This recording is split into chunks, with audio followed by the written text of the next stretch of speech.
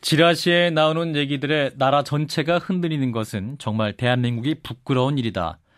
박근혜 대통령이 어제 새누리당 지도부를 비롯해 예결위 위원들을 청와대로 초청해 한 말입니다.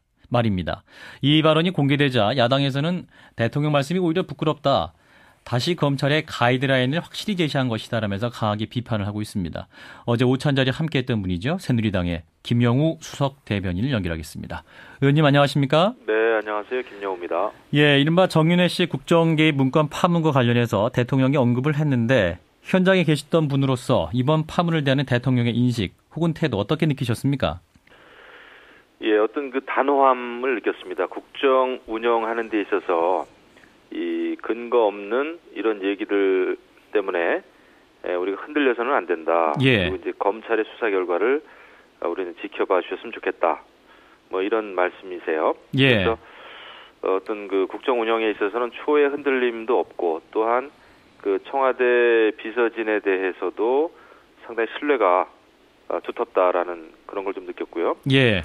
네, 그래서 이제 국회도 여러 가지 뭐 경제 살리기 법안 처리에 있어서 흔들림 없이 좀 확실하게 해줄 것을 당부하는 그런 분위기였습니다, 어제는요. 예, 대통령이 직접 하신 말 중에 뭐 이런 말도 있었죠. 정윤회 씨는 오래전에 자신을 떠났고 박지만 부부는 청와대 얼씬도 못한다 이런 말을 하셨네요. 이 말씀대로라면은 청와대 비선 실세의 존재에 대한 얘기를 대통령께서 직접 부정하신 것이다 이렇게 봐도 될까요?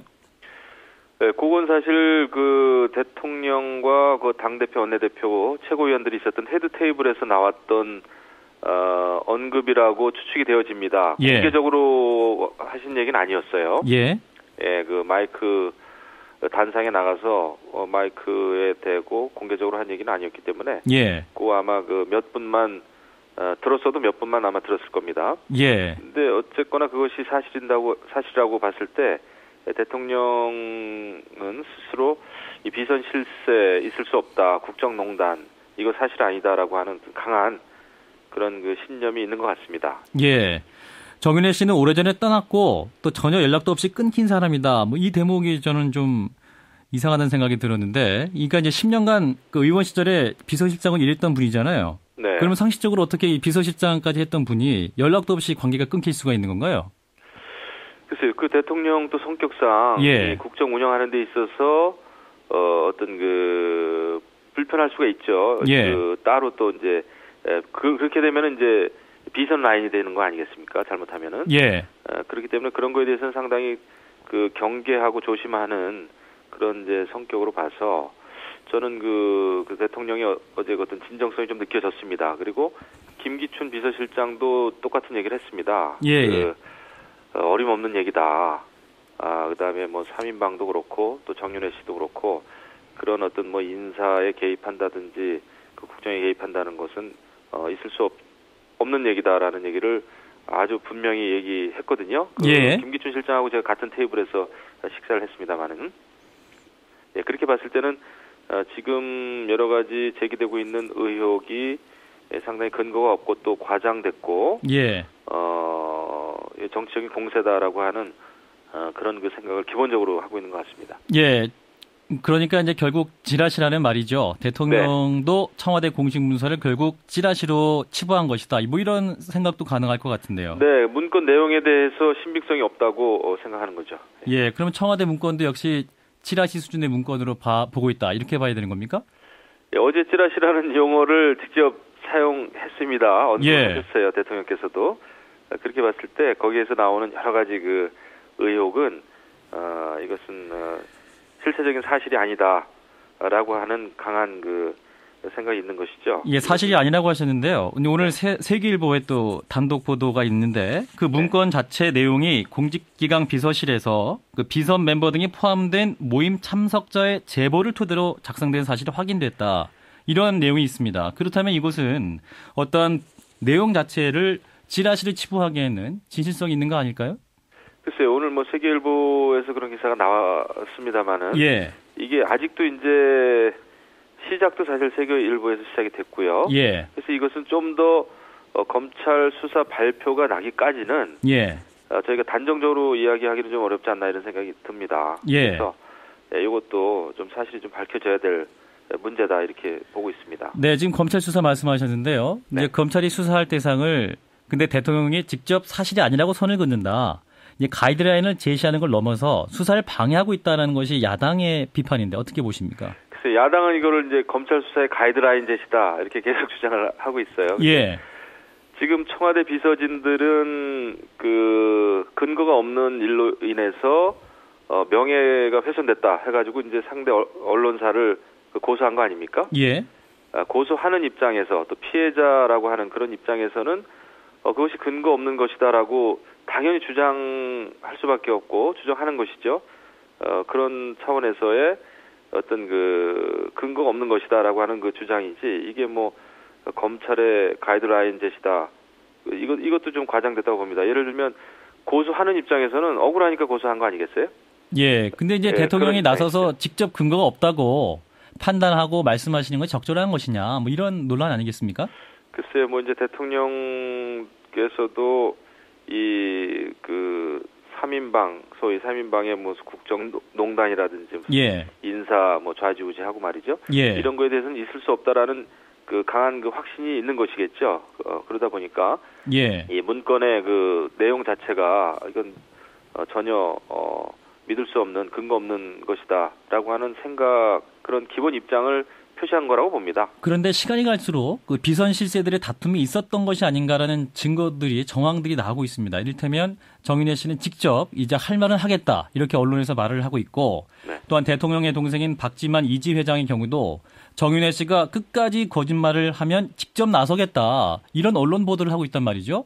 그렇다면 두 사람 간에 갈등은 명확히 있었던 사실이 아닌가 이렇게 생각할 수밖에 없는 거 아니겠습니까? 글쎄 그 갈등이 있었을 수는 있죠. 뭐 예. 어느 정권이든 주변에 있는 사람들이 갈등이 있을 수가 있습니다. 그리고 예 그런 그 어떤 실세라고 주장하는 또 여겨지는 그런 사람들이 항상 있었죠. 예.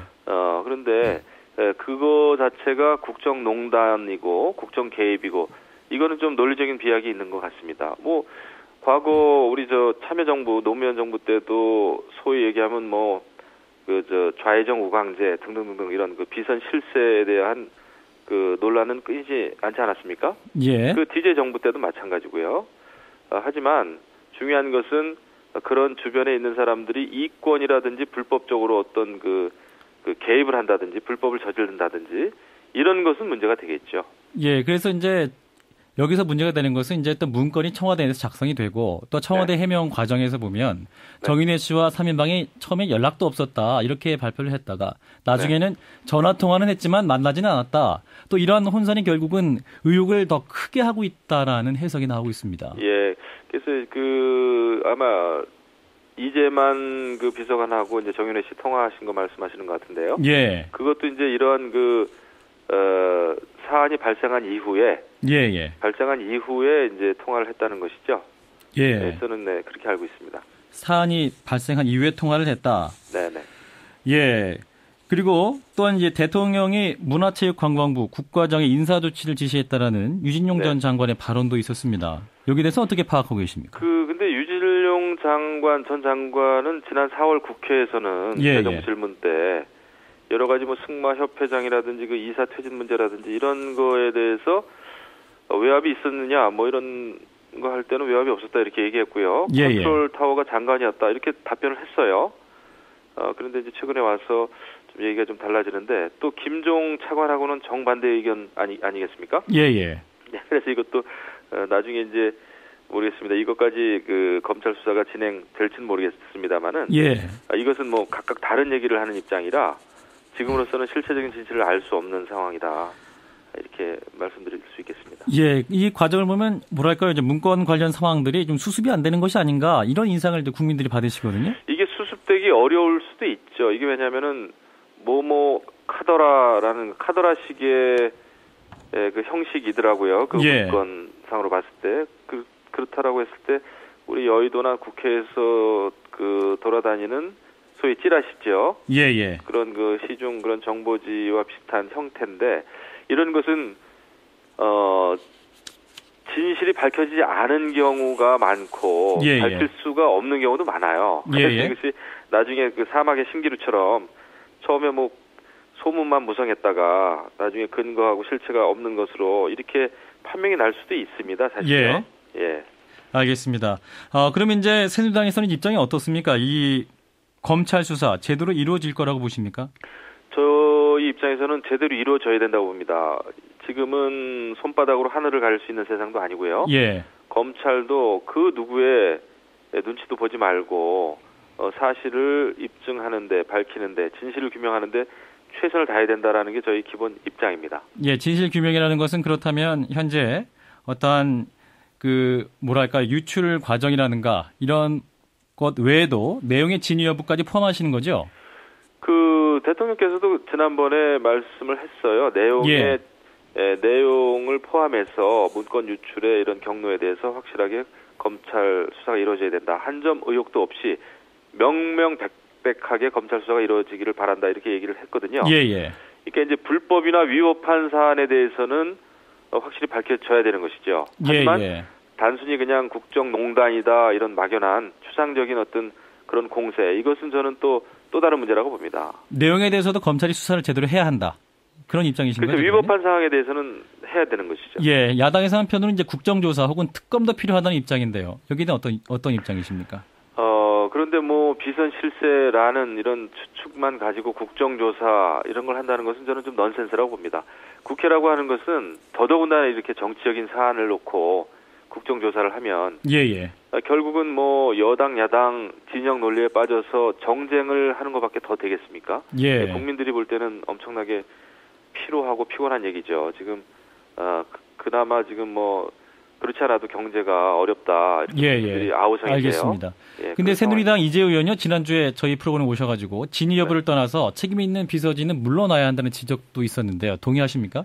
글쎄 여러 가지 입장이나 이견이 있을 수는 있습니다. 그런데 지금 무언가 이제 밝혀지지 않은 상황에서 또 지금 막 검찰 수사가 박차를 가하고 있는 것 같아요. 지금 보니까요. 네, 그래서 우리가 조금 인내심을 가지고 기다리는 것이 국정 혼란을 막는 일 아닌가 이렇게 생각합니다. 그럼 지금 물러날 필요까지는 없다 이렇게 보시는 거군요. 네, 현재로서는 좀 그렇습니다. 네, 알겠습니다. 여기까지 듣도록 하죠.